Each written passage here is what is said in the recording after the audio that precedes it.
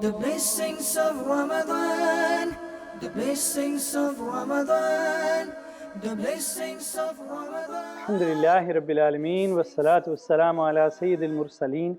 Amma ba'd, fa'a'uzu billahi minash shaitanir rajeem. Bismillahir Rahmanir Rahim. Assalatu wassalamu alayki ya Rasulallah, wa ala alika wa ashabika ya Habiballah. Assalatu wassalamu alayki ya Nabiyallah, wa ala alika wa ashabika ya Nurallah. Sallallahu ta'ala ala Muhammad sallallahu alayhi wa sallam. A man from Bani Israel, a very pious man, was on a journey, and narrated in Tanbih al-Ghafilin. Hazrat Sayyidina Wahab bin Munabbih rahmatullah alayhi says that this man was on a journey, and on the route, suddenly a rock nearly fell on him. It was close to his head, but he was busy in the zikr of Allah Azza wa Jal. He carried on, and then suddenly lions and beasts appeared in front of him, but he continued in the zikr of Allah Azza wa Jal.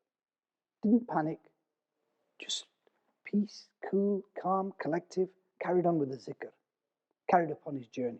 When he started to perform salah, a snake suddenly came in front of him, wrapped itself around his foot, crawled up his body, reaching his head. When this pious man of Allah Azza wa Jal wanted to prostrate, the snake was there with his mouth open. And this man of Allah Azza wa Jal would remove the snake and prostrate in the court of Allah Azza wa Jal. He finished his salah, and suddenly Shaitan appeared before him.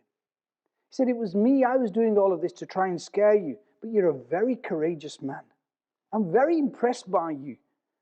How did you manage to do that? Why don't you become my friend?" The great Wali of Allah Azza wa Jal said, "No, I cannot become your friend. This is your new trick."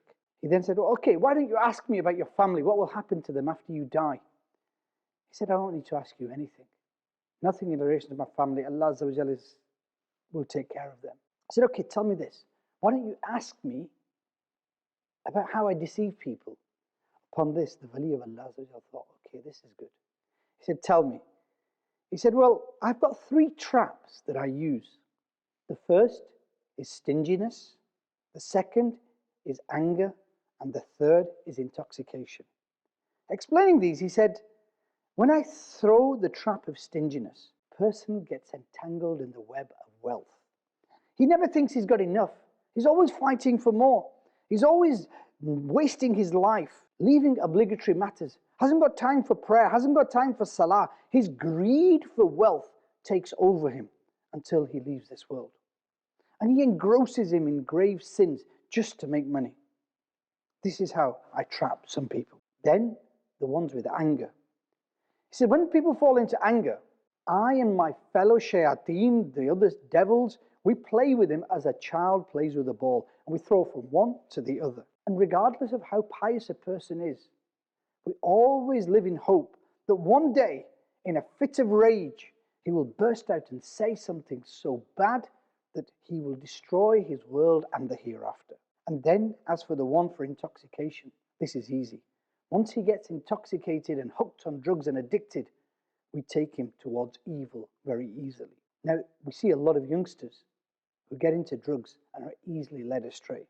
But the one I want to talk about today is anger. Because a lot of the time when we're fasting in the late afternoon, you've got a bit of acid reflux, you're hungry, you're tired, it's hot weather, and then we start to snap at people.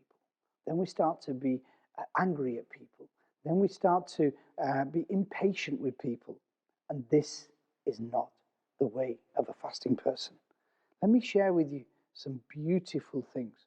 A person swore at Sayyidina Salman Farsi radiallahu ta'ala, and he replied, "If on the day of judgment my sins are heavier than my good deeds, then what you said doesn't matter. And if on the day of judgment my good deeds are heavier than my sins, then again what you said doesn't matter to me.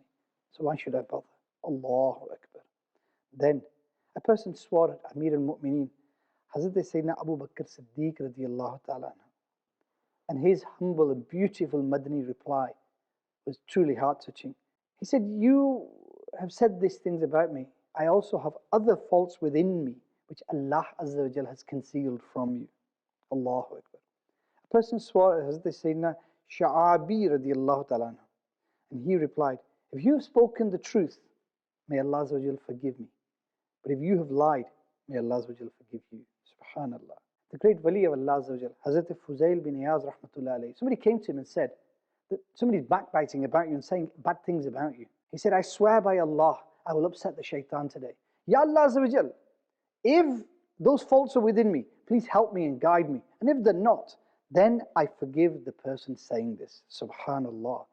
This was the way of our pious predecessors. A person openly spoke ill about Sayyidina Bakr bin Abdullah Muzni rahmatullah alayhi. He remained silent. Somebody humbly asked, Hazrat, are you not going to say anything back? And the reply he gave was amazing. Because as soon as we find out somebody saying bad about us, no matter if it's true or false, we straight away reply with allegations. This wali of Allah said, well, I'm not aware of any of his faults, so why should I speak evil of him? Why should I become a grave sinner in the court of Allah by slandering him? So he remained silent.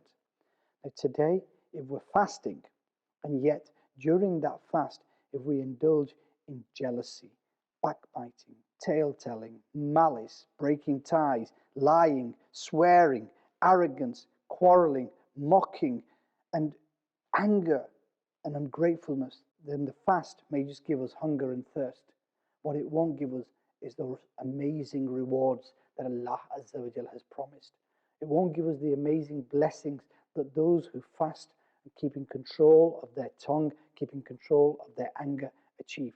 Whenever you do get angry, ask yourself, what if Allah Azza wa Jal gets angry with me? What will I do on the day of judgment? Ameen. Bijahi Nabil Ameen. Sallallahu alayhi wa sallam. We love Madani Channel. We love Madani Channel. We love Madani Channel.